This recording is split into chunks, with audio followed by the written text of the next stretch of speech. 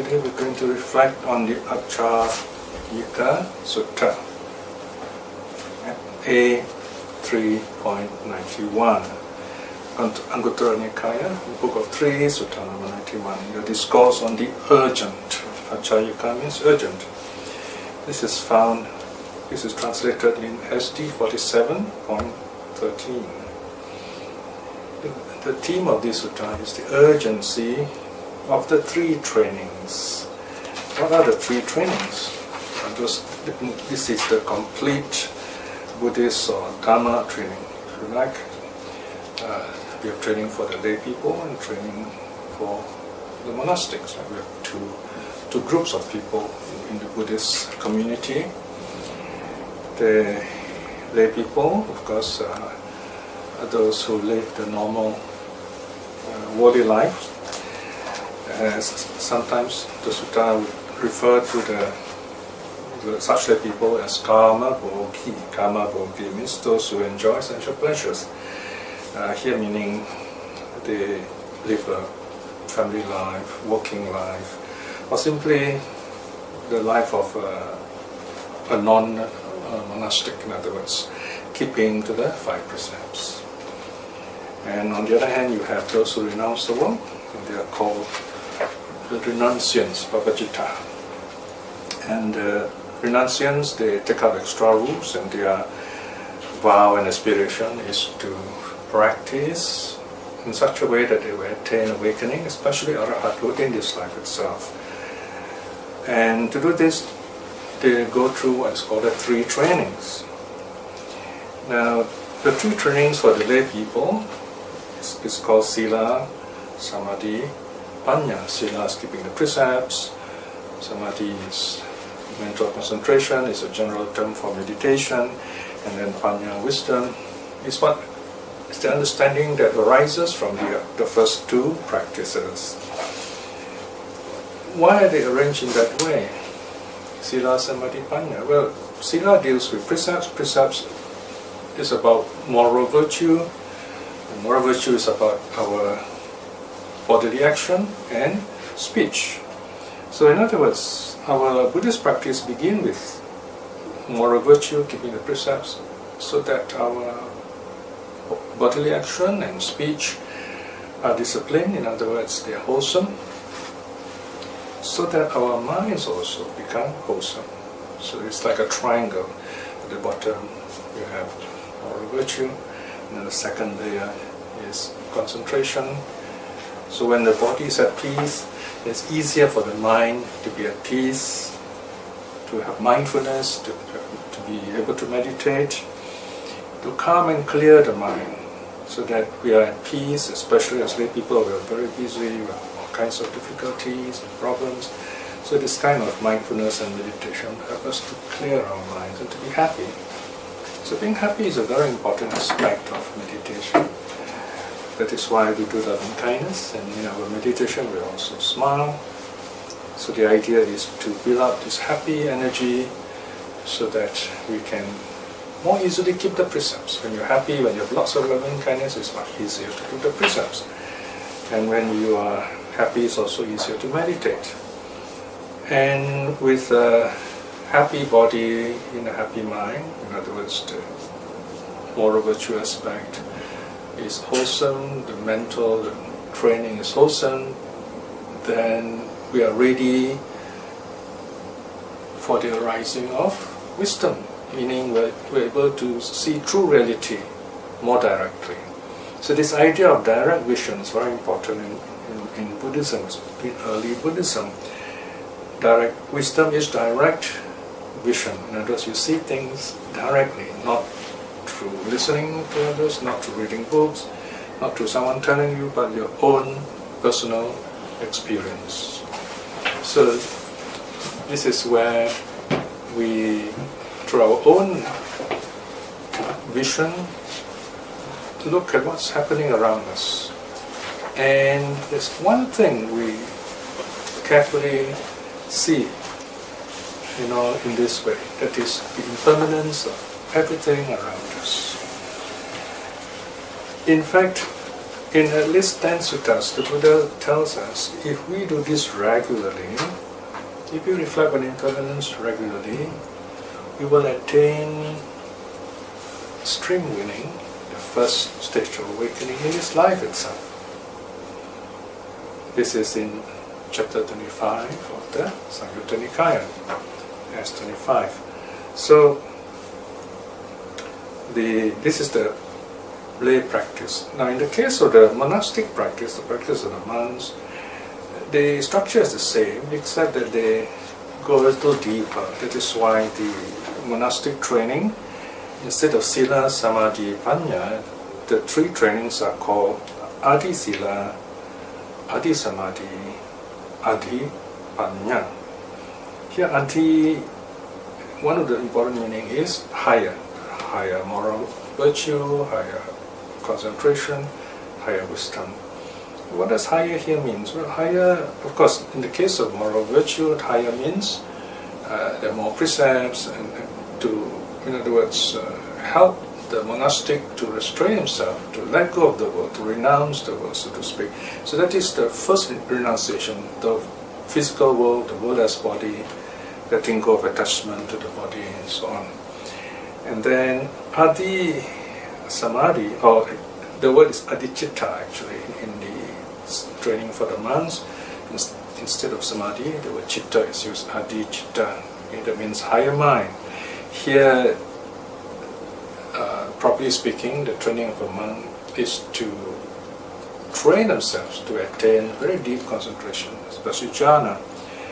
The idea of getting jhana is so that this monastic, this renunciant, is able to enjoy such a high level of peace and happiness of the pure mind, free from the body, that the monastic, the renunciant, is no more attracted in any way to bodily pleasures, to the sensual pleasures, in other words. In that way, the monastic is able to attain non-return or arahathood, even in this life itself. With the wisdom here is the understanding of non-self. So, in very simple terms, that is the nature of the three trainings of the lay person and the monastic. Now, in this sutta, the Buddha talks about urgency. It's not something we should wait. We should try to do it as soon as we can. Why is that so? Because if we wait, then a lot of things can happen. We can get distracted, and then when the final times come, because we are not mindful, we could be reborn in the lower worlds, and that's going to take a long time for us to get out. So here we're talking about cosmic time, very long periods of time, sometimes many world cycles. So we are caught up in that kind of time scale. The suffering is very long. So the idea is to get out of it as soon as we can. So Achayika means just that. Now let's look at the sutta, which starts on page 129, 129. The discourse on the urgent, A391. The sutta opens straight away with the Buddha speaking. Bhikshus, there are these three urgent tasks of a house lord farmer or plowman. What are the three? Here, bhikshus, the house lord farmer quickly gets his field plowed and well harrowed. Harrowed means the stone removed, the stumps removed to prepare the ground. Having quickly got the field well plowed and well harrowed, he then quickly sows the seeds. Having quickly sowed the seeds, he then quickly irrigates the field, then drains it. In other words, not too much water, just enough. So these are the three things. Notice. First, he gets his field ready, and then he plows it, and then sows the seeds. The key word here is quickly. There is one sutta which is very interesting. It's just based on one word, and the word is quickly. Now, quickly does not mean to rush hastily or unmindfully. It means to get it done in time and not to waste time, in other words. Quickly in that sense. Okay? Why is that so? Well, because the farmer knows very well that there are the seasons and the waters come at a certain time. So if the seeds are sowed late or the field is not properly, then the crops won't grow. So there is this timing that the farmer knows that he must keep to with nature. So the Buddha is using this very beautiful parable, this analogy, to remind us to keep in time, in a natural way, basically not to waste time. And you find that if you live a disciplined life, you keep the precepts, and the precepts to help us do just that.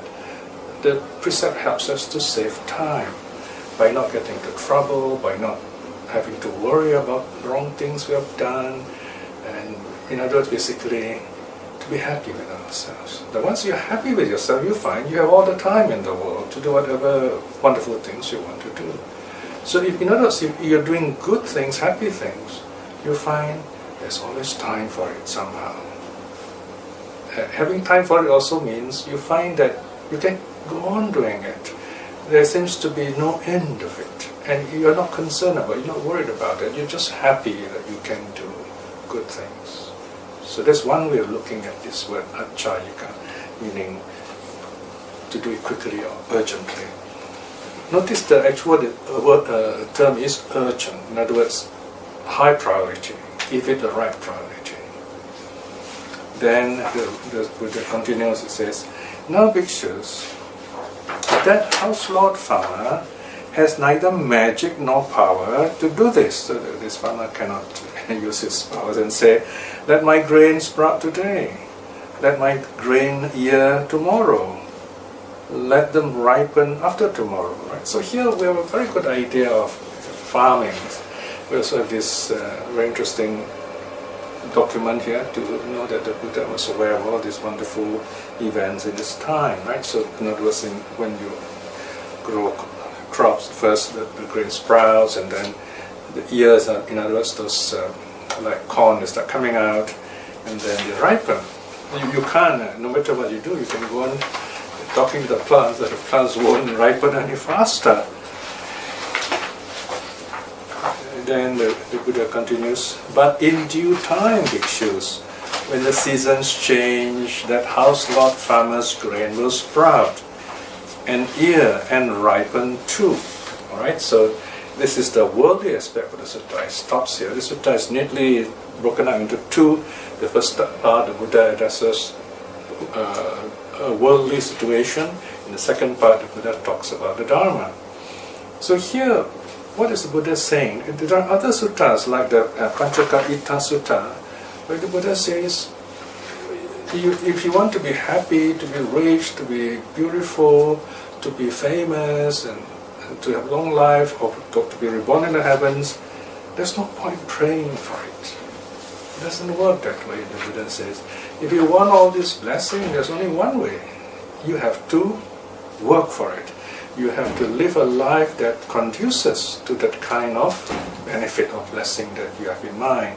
If you want to be rich, just by praying alone you won't be rich. You have to work hard, you have to make friends, you have to understand business, things like that.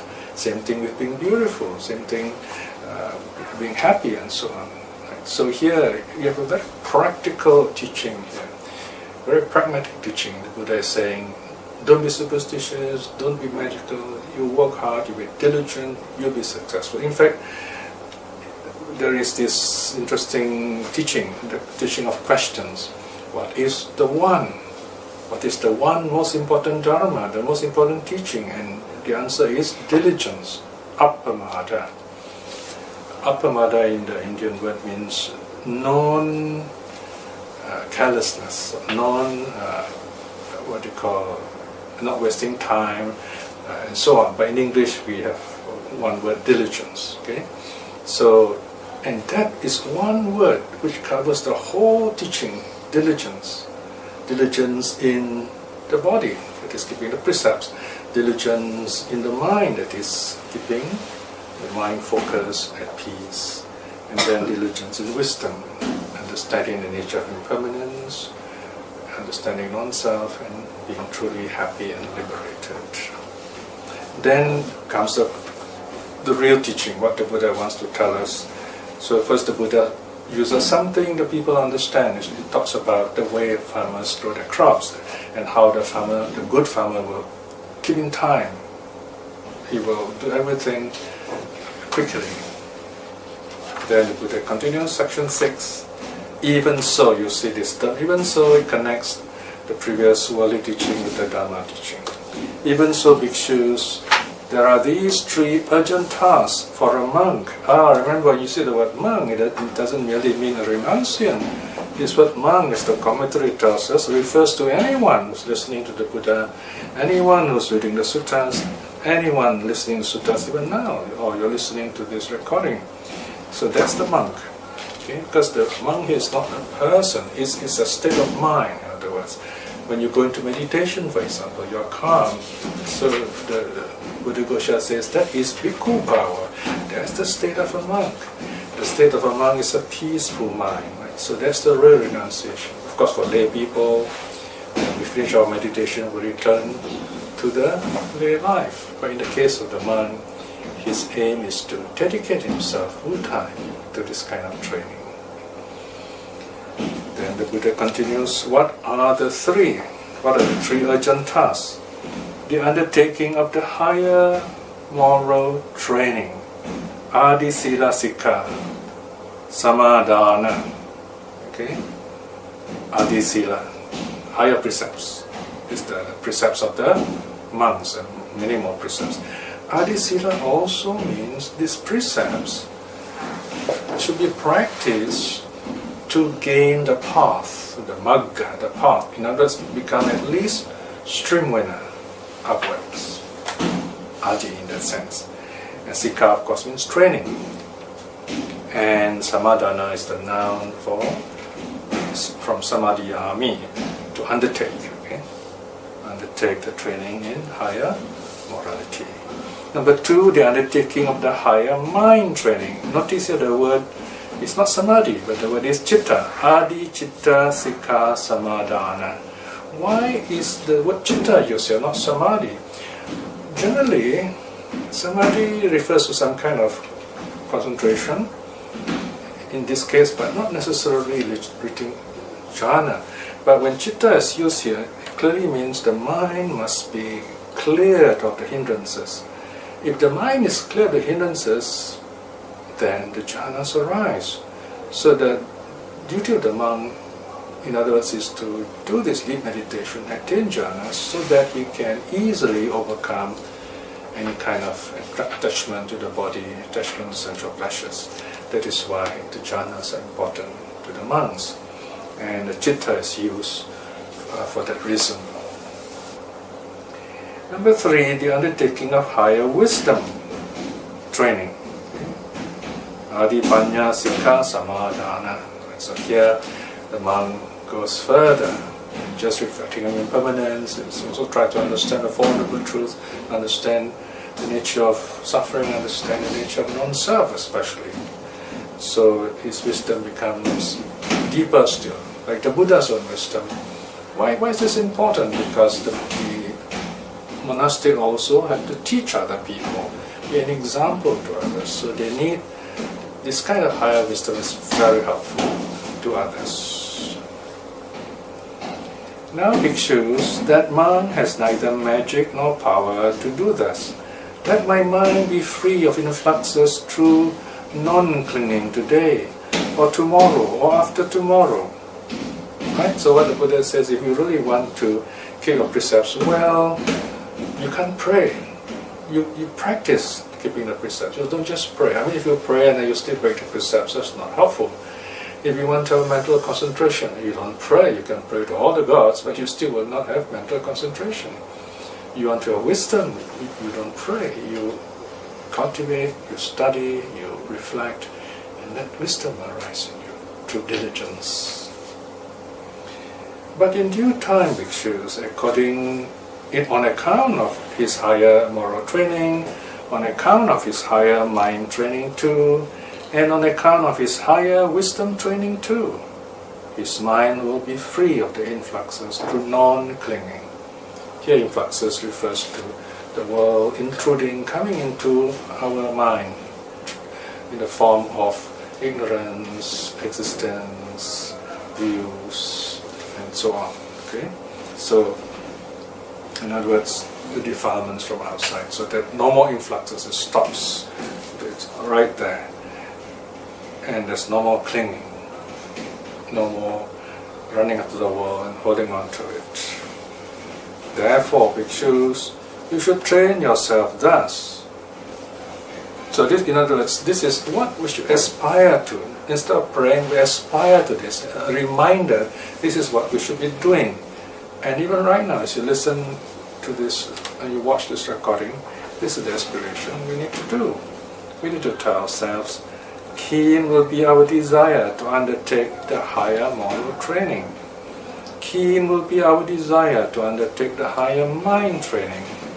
Keen will be our desire to undertake the higher wisdom training. Thus, bhikshus, should you train yourselves. Okay? So here another aspiration. It's just like, I keep telling people who listen to my sutta classes that the main thing for us as lay people today is to aspire to stream winning at least. Because if we don't, we just keep saying, I don't think I can become an arahant. So we just have no idea what's going to happen to us. We feel really lost. That's not very helpful at all. And worse than that, a lot of teachers wrongly tell us, we say, we dedicate marriage, transfer marriage, do lots of good deeds, I'll be reborn in the heavenly world or some happy rebirth next life. How do they know these things? No one knows these things. You cannot just say it and hope that it will happen. In other words, you have to practice your sila, samadhi, panya, train yourself and aspire to it. Even if we are reborn in a happy, rich family in the next life or in the heavenly worlds, we may not come across the Dharma. We may forget all the things we have learned so far. But if you aspire to stream winning, then all these teachings will still be remembered. They will come back and they will evolve, they will grow. So how do we aspire to stream winning? By simply saying, especially after moments like this, you say, well, by this good deed I've done today, may I be blessed with the courage and wisdom to attain at least stream winning. But don't limit yourself to stream winning. Don't underestimate yourself. Maybe you can even go beyond that if you are well, if you practice well. May I at least attain stream winning in this life itself. Now, why should we say in this life itself? Because if you say in this life itself, then you understand what the Buddha has said in the 10 suttas of the Okanta Samyutta, where the Buddha says if you reflect on impermanence regularly, you will in this life itself attain stream winning, if not definitely at the moment of passing away. Remember, at the moment of passing away, that's a very important statement the Buddha has made.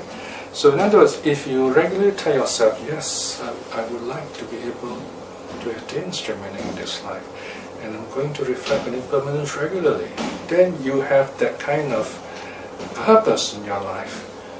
Whatever you do, your mind will go down to it. Otherwise, we'll be lost in the temple activities, in the social activities, in our daily lives. And going to temple is just a break from this routine. It's not going to be very helpful.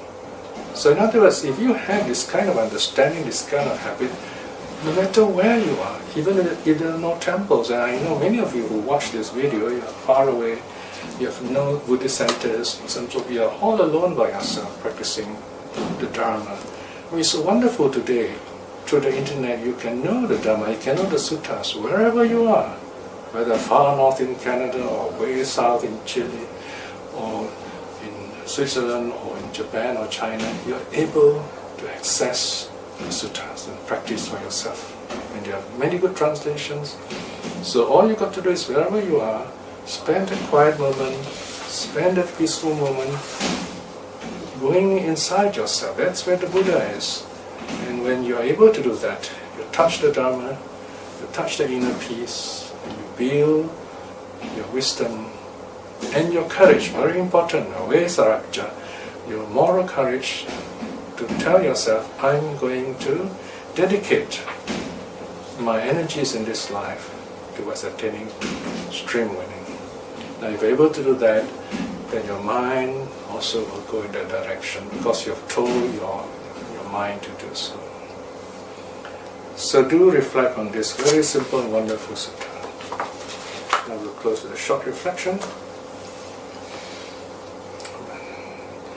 Listening to this wonderful sutta, just reading this wonderful sutta makes us center our mind with very wholesome and happy energies, just as the Buddha did in his own time, just as the disciples, the listeners, listened to the Dhamma did in the Buddha's own time.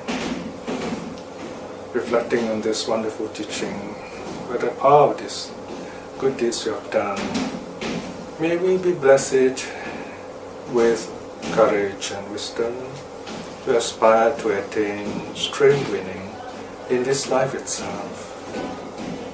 By the same token, by all the good deeds we have done, to the power of the three jewels, let us send out our loving kindness to all our loved ones, to our friends and people we know, especially those who have been kind and helpful to us. May they be well, may they be happy. And also let us send out our loving kindness to all those people who are practicing the Dharma, seeking the true teaching, or having difficulties with the true teaching. May they find true peace and understand the Dharma in this life itself. May all beings be well and happy. Sadhu, sadhu, sadhu.